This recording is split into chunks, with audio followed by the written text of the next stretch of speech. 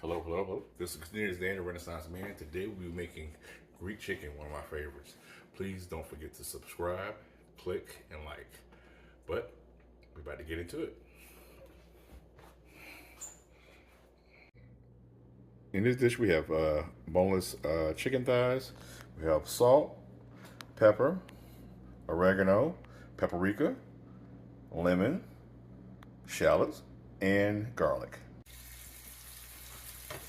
You need to cook on each side for 5 minutes.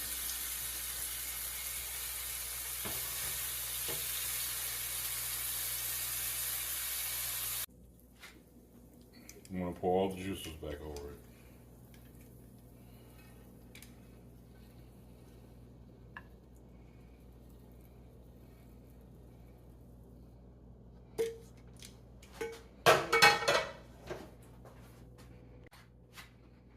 Finish it off with a little bit of parsley.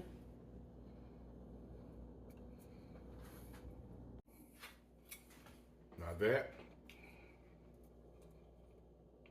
was Greek chicken. Until next time, have a good one.